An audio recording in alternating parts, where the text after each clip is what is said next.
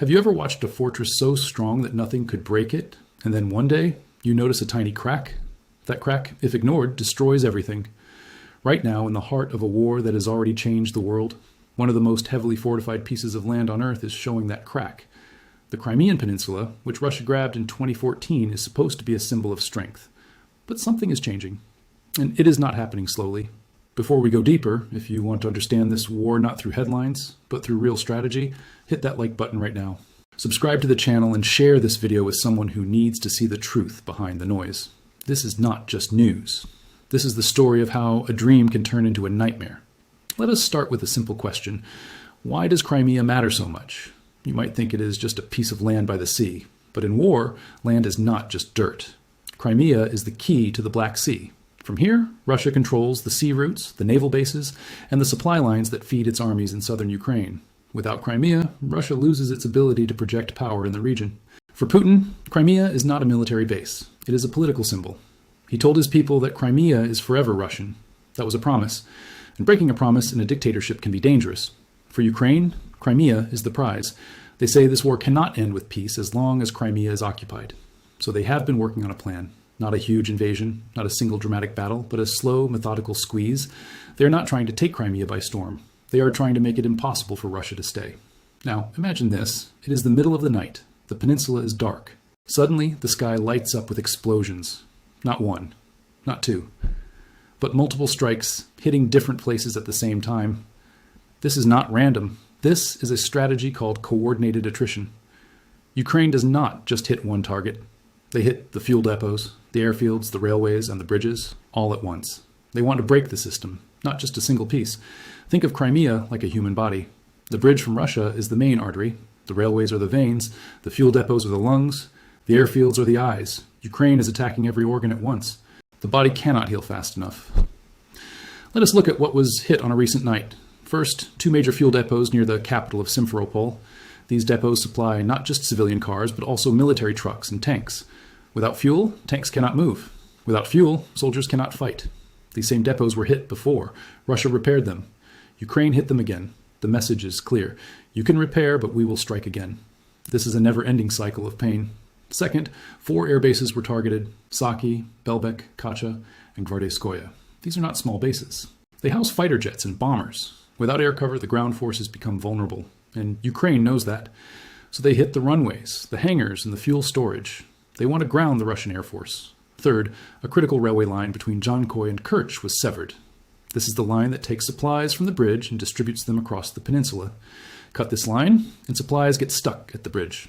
They cannot reach the soldiers at the front, and the bridge itself was closed to traffic that same night. Explosions were heard in Kerch. No one knows exactly what was hit, but the silence from Russian officials tells you something. By the end of that night, the message was clear. Ukraine is not just hitting random targets. They are dismantling the entire logistical chain. They are cutting the supply lines one by one. Let us take a step back. The bridge that connects Crimea to Russia, the Kerch Bridge, has been damaged since 2025. It can no longer carry heavy loads. 3 ferries that were used as backup have been sunk. The main highway, the R280, is under constant drone surveillance. Ukrainian drones watch every convoy that moves along that road. When they see a fuel truck or an ammunition truck, they strike. This means that even if supplies leave Russia, they may not reach the front lines. This is the first layer of the squeeze. External supply is being cut. The second layer is internal distribution. Even if some supplies get through, they need to move inside Crimea, but the railway line is cut. The fuel depots are destroyed. The trucks that carry supplies have no fuel, so what arrives cannot be moved. It sits and waits. And waiting in a war zone is dangerous. The third layer is air capability. With no fuel for jets and no safe airfields, the Russian Air Force in Crimea is becoming useless. Without air cover, the ground troops are sitting ducks. And without air defense, Ukrainian drones can fly freely. This is not just a theory. The numbers prove it. According to independent analysis, about 35% of Ukrainian strikes target ammunition and fuel depots. Another 20% target transportation. 7% target air defense systems. In May alone, 28 Russian air defense systems were neutralized. These are not just old systems. These are modern S-400 and Panzer systems. Each one destroyed opens a hole in the shield. And here is the most dangerous part for Russia. As air defense weakens, more drones get through. As more drones get through, more supply points are destroyed. As more supply points are destroyed, air defense weakens further. This is a downward spiral. A fortress that cannot defend itself is not a fortress. It is a tomb. Now, you might ask, how bad is it really? Let me give you a concrete number. A T-72 tank consumes 260 liters of fuel for every 100 kilometers. Without fuel, that tank is just a metal box. The soldiers inside cannot move, they cannot fight, they cannot retreat.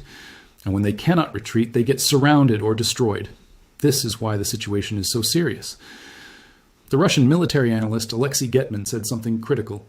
He said that if Ukraine destroys at least 1/3 of Russia's logistical infrastructure in Crimea, the military will become dysfunctional. Not weaker, dysfunctional, meaning they cannot fight at all. And according to the latest reports, Ukraine is approaching that threshold. Not there yet, but close. If you find this analysis useful for understanding the real dynamics of the war, now is the perfect time to subscribe. Click that button and turn on notifications. We do not do sensationalism here. We break down the hard facts with clear logic. And if you want to support this kind of deep analysis, share this video with your friends. Let them see what is really happening. Let us talk about the human side of this story. Because wars are not just fought by soldiers. They are fought by ordinary people trying to live their lives. In Crimea, the fuel crisis is not just a military problem. It is a civilian disaster. As early as May, Ukrainian drones had already triggered a gasoline shortage across the peninsula. The Moscow-appointed governor of Sevastopol announced that gas stations had run out of regular gasoline. Diesel was available, but not everywhere. Restrictions were put in place. Fuel could only be sold with prepayment and coupons. Buying fuel in jerry cans was banned. Why? Because people were hoarding. When coupon-free sales were briefly allowed, lines formed that stretched for kilometers. 2 kilometers in Yevpatoria, 3 kilometers in other cities. People waited hours just to get a few liters. Then, on June 4th, the restrictions tightened again. All cash fuel sales were suspended. New coupons stopped being issued. The 2 largest gas station networks in Crimea suspended sales completely. According to reports, about 80% of gas stations across the peninsula were unable to sell standard gasoline. Their tanks were empty, and the strike on the Simferopol depot made things even worse. Desperate people turned to the black market. On classified websites, gasoline was being offered for 200 to 350 rubles per liter. That is at least double the official price. The black market is not a side effect. It is the only functioning distribution channel left. And the Kremlin cannot shut it down without cutting the last lifeline for the people. But the crisis goes beyond gas stations. Farmers cannot find diesel to plow their fields. The agricultural season has started, but without fuel, the crops will not grow. Transport companies are reducing deliveries. The variety of products in markets is shrinking. Prices are rising.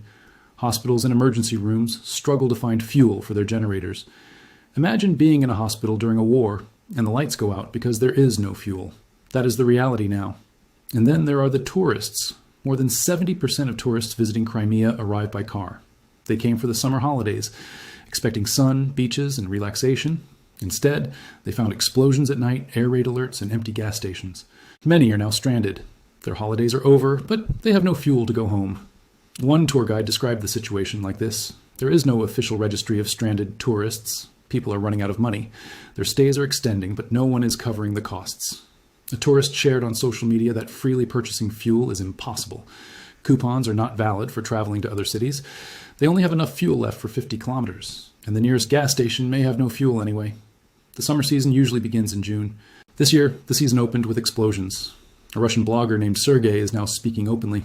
He says, "I strongly advise my acquaintances not to go to Crimea. The risks are high. The authorities should warn Russians honestly, but the regime of silence continues.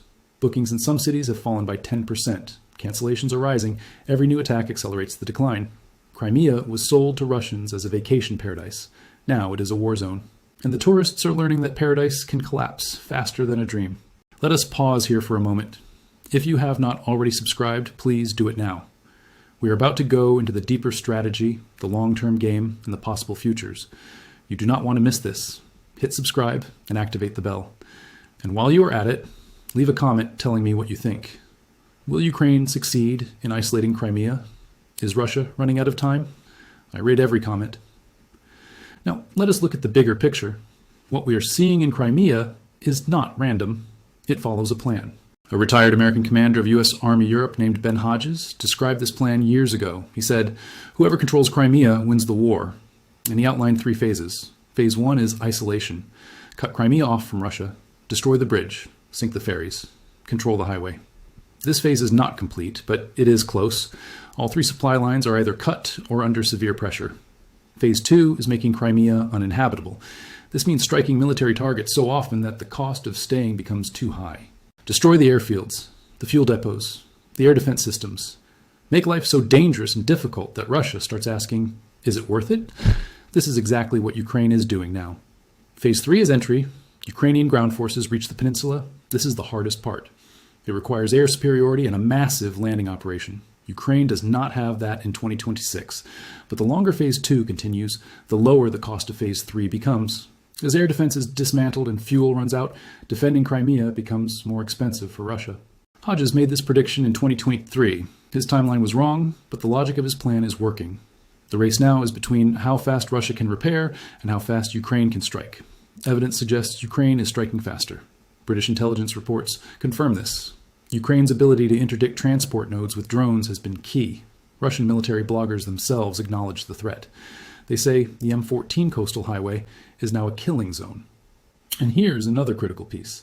Ukraine's defense minister announced a program called Logistics Lockdown. The goal is to maximize medium-range strikes. His formula is simple. The enemy will no longer feel safe, even at distance. Since 2022, Ukraine has struck 24 of Russia's 33 main oil refineries. That eliminated about 1/4 of national fuel production. 1/3 of refining capacity is gone. This drone campaign forced Moscow to ration fuel. Russia even banned aviation fuel exports. Oil refining fell to its lowest level in 16 years. The fuel problem is not just Crimean, it is spreading to mainland Russia. This is the real danger for Putin. If the heartland starts feeling the pain, the political cost increases. The Institute for the Study of War confirms that pressure is increasing. The cost of defending Crimea is growing exponentially. Getman's threshold reminds us that collapse is not linear. When the supply drops, the entire system breaks suddenly. So, where does this leave us? The fortress that Putin built in Crimea is cracking. The logistical chain is breaking. Air defense is being dismantled. The fuel crisis is deepening. Tourism is collapsing. Military units are approaching dysfunction. This is a strategy of progressive isolation. It simply asks Russia to pay an increasingly unbearable price for staying.